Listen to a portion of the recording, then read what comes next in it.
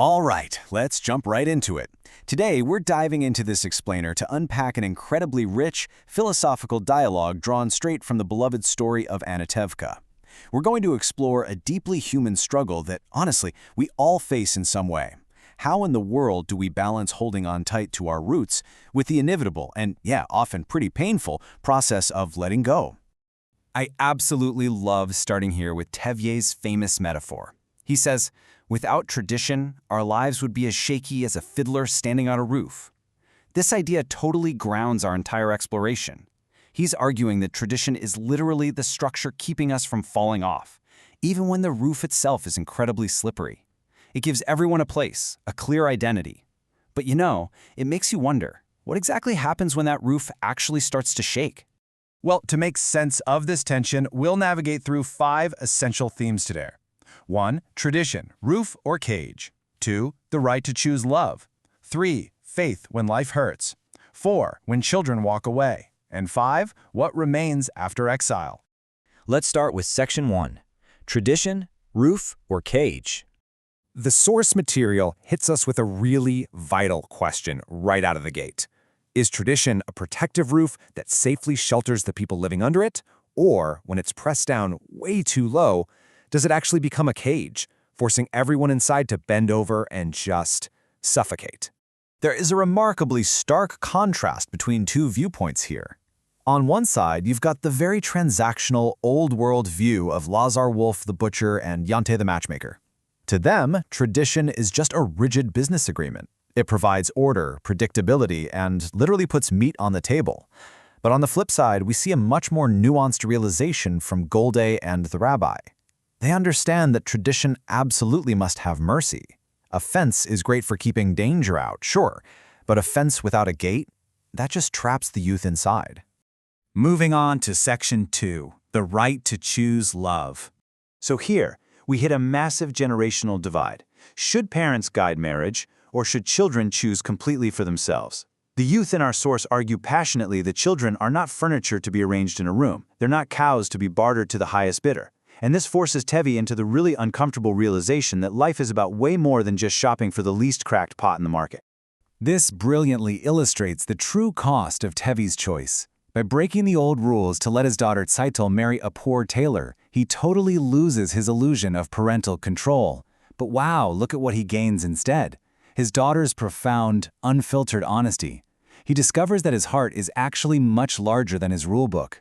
He learns that true, chosen love sometimes requires shared courage against poverty, rather than just settling for guaranteed security and community approval. That brings us to Section 3, Faith when life hurts. It is absolutely fascinating to see how differently these characters process faith. The rabbi? He views it through a lens of deep reverence and quiet obedience. It's all about maintaining the covenant. Perchik, the young radical, completely flips that. He sees faith as revolution, actively fighting against injustice and passivity. But for Tevye, faith isn't just something kept cleanly inside a book. It's found in the mud. It's in his empty pockets. It's in the very act of having a brutally honest, complaining conversation with God while he's just trying to repair his barn and do his daily chores.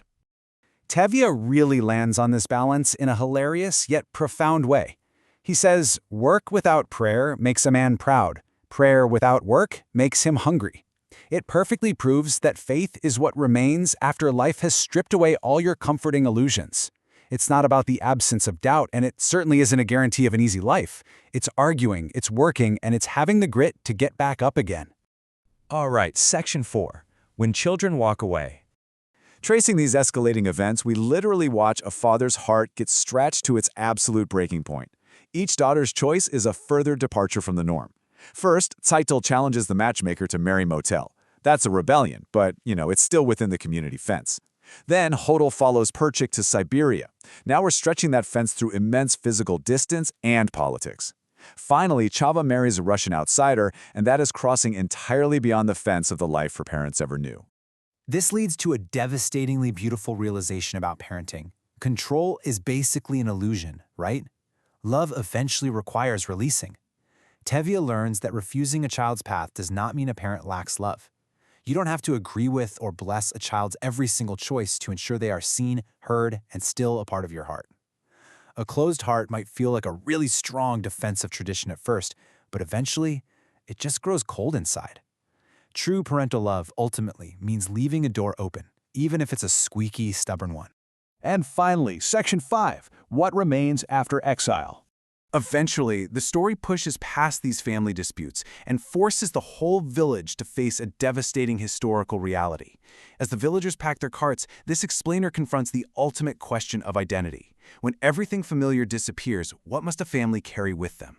What are you actually left with when the mud, the houses, and the physical roof are taken from you by force? The source beautifully redefines the very concept of home. It shifts entirely from Golde's pragmatic view of a stove and a broom to a powerful spiritual resilience. Home is no longer a fixed village or physical walls. Instead, it's the bond carried through language, songs, shared courage, and memory. It's something you hold in your hands, wrapped in bread, stories, and the names of ancestors that you carry with you on the road. And this brings us right back to the symbolic genius of the fiddler himself. I mean, why play on a roof? Well, he represents life's inherent danger and uncertainty. He plays right there on the edge to show the delicate balance between the slippery danger beneath and the vast open sky above. He doesn't play to magically solve the exile. He plays to keep the people human while they endure it. He provides a rhythm to keep tired people walking. He proves that while a physical roof might disappear, the tune of a people, that does not. Let's look at this summarizing quote. Tradition held us, love stretched us, faith kept us talking to heaven, loss sent us onto the road. This just perfectly captures the dialectical arc we've explored today. It outlines this incredible transformation from relying on a rigid, unmoving structure to developing a highly resilient, mobile spirit that can somehow survive the unimaginable. So I'll leave you with this provocative thought today. When your own roof inevitably shakes, what songs, memories, and traditions will you choose to carry with you on the road? Because let's be honest, the roof shakes for all of us eventually. I highly encourage you to dive deeper into this beautiful source material on your own and figure out exactly what tune your fiddler is playing.